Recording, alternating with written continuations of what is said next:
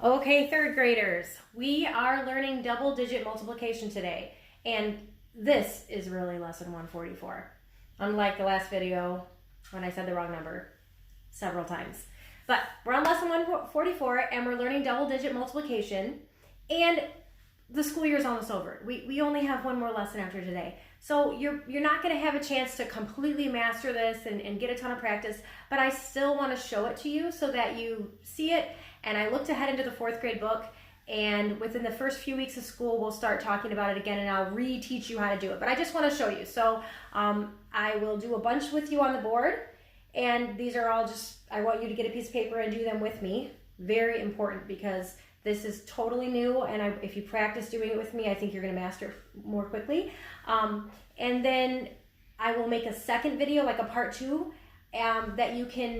that we will do some of the problems on your worksheet together, okay? So these ones are not on your worksheet, these are just to teach you the concept, okay? But you want a sheet of paper and you want to do these with me. So I will get out of the way, pause it right here so that you can write down all these problems. Okay, so you've written down these problems, and we're gonna start with one that you already know how to do. This is just a single digit, and this is just review, and then we'll show you how it changes when you have another digit, okay? So 2 times 3 is 6, and 2 times 2 is 4. And so we've been doing things like that for a while. 23 times 2 is 46, okay? That's not new, that's something that you've been doing, okay? Now, we are going to take 23 times 32, and there's gonna be a few more steps, but it's still multiplication, okay? So I will show you how that will look. Let's do this one together, okay? So just like over here, when I had just a 2, I'm going to do the exact same thing. The number in the ones place always gets to go first. So we're just ignoring this 3 right now. Okay, it's not his turn yet, so we're just ignoring him. Okay, so 2. 2 times 3 is 6, and 2 times 2 is 4. You're going to notice that this is exactly what you had over here, because we just did the exact same thing. We only cared about what was in the ones place, and we did 46. Now, this is not my final answer because I have a bigger number to multiply. This is just called a partial product. Partial means part of something, so it's part of the answer, but it's not all of it yet. Okay? Now, that is the first step. Step 2 is to put a 0 right here. The reason you put a 0 here is because you're just holding this spot open in the ones place. Because now the 3 gets his turn, okay? And he's not in the ones place. He's in the tens place. So we hold this place open so that his answer doesn't go into the wrong spot. Because like I said, he isn't in the ones place, so he's not allowed to put his answer right here. He is in the tens place, so his answer has to start in the tens place, okay?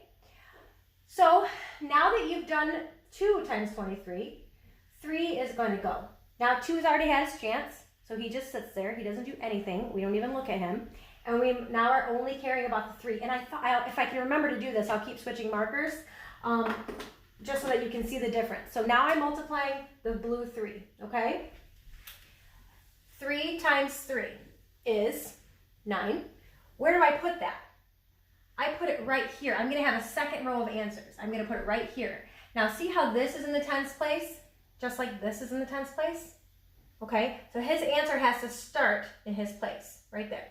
Okay, now he's done 3 times 3, but has he done 3 times 2 yet? No, and that's what he needs to do now. 3 times 2, 6, and that just comes over here. So, 23 times 2 was 46. 23 times 3 was 69.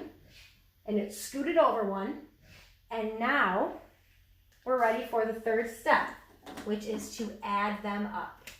So yes, you actually make this into an addition problem. These are the factors, the numbers that you multiply together. This is a partial product, just part of the answer. This is another partial product, part of the answer. And then when we add, we will get the actual product, the actual answer. Okay, so 6 plus 0 is 6. 4 plus 9 is 13, and 1 plus 6 is 7. Our final answer is 736. So what we found out was that 23 times 32 is 736. That's my final answer. Do you see how it took up more rows to get there? Okay, let's try another one. I don't expect you to understand it the very first time we do it, so just keep soaking this information in and trying it with us. Okay, let's do the next. My right color. Okay, so now I have 41 times 12. Okay, I'm not even going to look at the blue right now. It's not his turn. I'm not even looking at that. I'm only looking at the ones place. This is like stuff you've been doing forever, okay? So I just care right now only about the 2. I'm not even going to let that mess me up. I'm not even thinking about that one yet, okay? So we're only on the 2 right now. What's 2 times 1? 2. What's 2 times 4? 8. 82. So our first partial product is 82, and normally that's all we would do. That's as far as we've ever gone in 3rd grade before. But now that we have double digits here, we are going to do the next 2 steps. Step 1, after that, is to put a 0. And remember, the reason you do that is just so that you don't accidentally start putting answers right there. Because the 1 right here is in the tens place, so his answer also has to start in the tens place. He can't put an answer over in the ones place. Okay? So now it's his turn. 2 is done. 2 is just going to sit there. 1's turn is here. So 1 is going to have a chance to multiply by all the digits. So what is 1 times 1? 1. What is 1 times 4? 4. So 41 with a 0, so it looks like 410. Now, that's just a partial product. I'm not quite finished yet. Now I add them to get my final answer. 2, then 8 plus 1 is 9, and then the 4 comes down. And so I just found that 41 times 12 is 492. This is a good time for me to say this to you.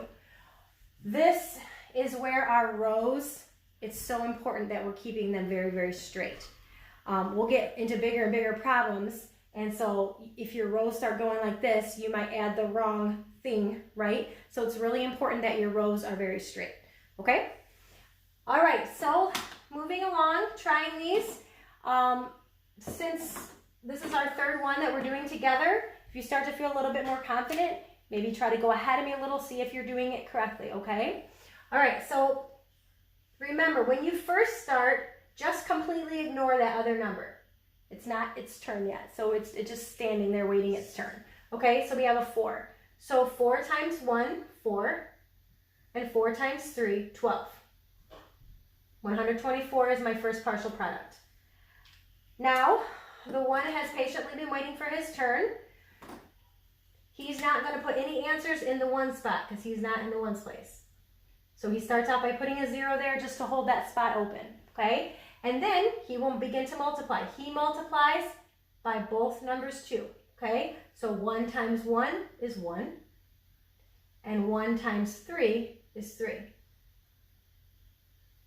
Here he didn't go any further over like some of these did because he was such a small number, nothing really changed. Okay, so add those up to get your final answer. 4, 3, 4. So 434. We just found out that 31 times 14 is 434. Okay, so what do you think? It's not hard. It's just a couple extra steps. It's pretty much what you've always done, but now we have a second row, and you just, one really important thing is remembering to start with that 0. If you don't, that means your digits would be in the wrong spot, and it would be a mess. Your final answer would be wrong. Okay, so that 0 is so important. Okay, last one, starting with my pink. Okay, so now we're trying 78 times 11. Okay, so we're starting by multiplying the 1 times everything. And what does this one do? Nothing. He just stands there patiently and waits, okay? So 1 times 8 is 8, and 1 times 7 is 7, 78. Okay, now it's time for the other one to go. And we know he's going to get the same answer, but his is going to be shifted over a little bit, right? So start with a 0 always. And now it's the blue one's turn, okay? So what's 1 times 8? 8. What's 1 times 7? 7. And then to get our final answer, we add our 2 partial products up. Okay? So 8 plus 0, 8. 7 plus 8, 15. And 1 plus 7, 8. Wow, 858. 78 times 11 is 858. Okay, and when you look at this, you can see straight rows, nice and neat, nothing squished. Okay, so you're gonna wanna make sure that you do that too. Like I said, I will make a part 2 of the video. There's 2 different ways you could do it. You could try it first, all by yourself, and then watch the video and go over it and see how you did. Or you can just get your sheet and it's blank, your worksheet's blank, and you can do it at the same time as me. But either way, just make sure that you're getting that practice. And I think you guys are gonna do great at this. So do your best.